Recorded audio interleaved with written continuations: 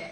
मेरा नाम दासरी जाह्नवी, सैंड्रा मरियम, तैयबा तबस्सुम, हरितेश्वरी, शंभू आपके सामने उपस्थित होकर जिज्ञासा प्रयोजना कार्य को प्रस्तुत कर रहे हैं।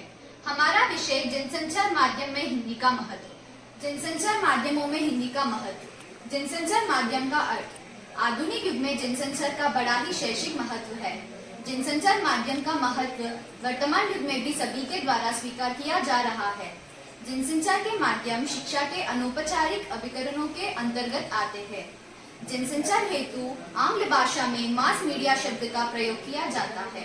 जनसंचार माध्यम का यह प्रयास है कि सूचनाओं को दूर दूर तक सभी लोगों को पहुंचाना प्रयास। जैसे कि हम देख सकते हैं, इस टेक्नोलॉजी के युग में जनसंचार माध्यम आसानी से फैल रहा है, लेकिन इससे हजारों साल पहले भी जनसंचार माध्यम है।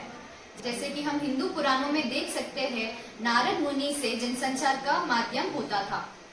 दूसरा उदाहरण हम देख सकते हैं कि मध्य युग से एक राजा दूसरे राज्यों को सूचना पहुंचाने के लिए कबूतर का भी इस्तेमाल किया जाते थे। जनसंचार की आवश्यकता तथा महत्व। मनुष्य एक सामाजिक प्राणी है, अतः विचारों का आदान प्रदान वो प्रारंभ से करता आया है। इसके महत्व तथा आवश्यकताओं को निम्नलिखित बिंदुओं से देखा जा सकता है। पहला, जनसंचार के माध्यमों का महत्व इसलिए अत्यधिक है कि इनके माध्यम से एक ही समय में विशाल जनसमूह को शिक्षित किया जा सकता है। दूसरा, व्यावसायिक शिक्षा प्रदान करने में जनसंचार के माध्यमों का महत्व अत्यधिक है। रेडियो में किसानों के लिए कार्यक्रम इत्यादि का प्रसारण कर व्यावसायिक शिक्षा प्रदान की जाती है। तीसरा, संविधान की धारा 4-5 के राष्ट्रीय लक्ष्यों को पूरा करना जनसंचार के माध्यमों द्वारा। सामाजिक दृष्टि में जन सामान्य में जागरूकता उत्पन्न करना। मनोवैज्ञानिक दृष्टि से सूचनाओं को सरल सुबोध बनाना। सूचनाओं को शीघ्रता से दूर दूर तक पहुंचाना। जनसंचार के साधनों का वर्गीकरण। इसमें 3 प्रकार है: मुद्रित साधन, इलेक्ट्रॉनिक मीडिया, अन्य साधन। मुद्रित साधन मतलब प्रिंटेड मीडिया। मुद्रित साधन समाचार पत्रों, पैम्फलेटों के द्वारा व्यक्ति अपने विचार का आदान प्रदान करते हैं, उन्हें जन जन तक पहुंचाते हैं। ये जनसंचार के साधन ही मुद्रित तथा लिखित साधन भी कहा जाता है।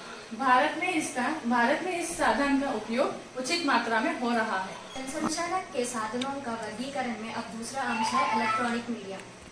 नवीन तकनीकी के परिणाम स्वरूप नए नए यंत्रों का आविष्कार हुआ, जिससे संचार साधनों में बड़ी क्रांति आई। उन साधनों से हजारों किलोमीटर दूर बैठे लाखों की संख्या में व्यक्तियों तक सूचना तथा ज्ञान का आदान प्रदान बड़ी सरलता से किया जा सकता है। इलेक्ट्रॉनिक मीडिया का अंतर्गत रेडियो, टेलीफोन, फैक्स, इंटरनेट इत्यादि साधन आते हैं।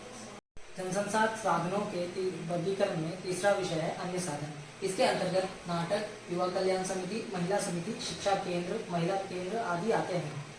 यह तो था जनसंचार साधनों का वर्गीकरण। अब हम बढ़ेंगे निष्कर्ष की ओर। निष्कर्ष: आज हिंदी में जनसंचार का प्रयोग बहुत ही आवश्यक एवं अनिवार्य हो गया है। इतना ही नहीं, बल्कि राजस्थान के राज्यपाल श्री बलराज मिश्रा जी ने तो तकनीकी शिक्षा को अंग्रेजी के साथ साथ हिंदी में छापने के लिए भी कह दिया है। हमारे देश के प्रधानमंत्री श्री नरेंद्र मोदी एवं अमित शाह जी के भगीरथी प्रयास के कारण ही आज हिंदी को 8 से ज़्यादा राष्ट्रों में इंजीनियरिंग एवं मेडिकल कॉलेज में पढ़ाने की अनुमति मिल रही है। आज टेक्नोलॉजी के युग में हिंदी की मांग अंग्रेजी के मुकाबले 5 गुना ज़्यादा बढ़ चुकी है। 2021 के एक विश्लेषण के अनुसार वो हिंदी का सर्वश्रेष्ठ माइक्रो ब्लॉगिंग चैनल बन चुका है। आज BBC में भी समाचार प्रसारित हो रहे हैं जो कि हिंदी में है। जनसंचार के कारण कई सारे रोजगार के अवसर भी बढ़ चुके हैं, जैसे news reporter, news reader, script writer, अनुवादक जैसे रोजगार बढ़ चुके हैं। इससे तो हमें यह पता चलता है कि जनसंचार के माध्यम से हिंदी में रोजगार के अवसर भी बहुत बढ़ चुके हैं। हमारी आन बान शान है हिंदी, जिससे लोक संस्कृति को मिली नहीं पहचान।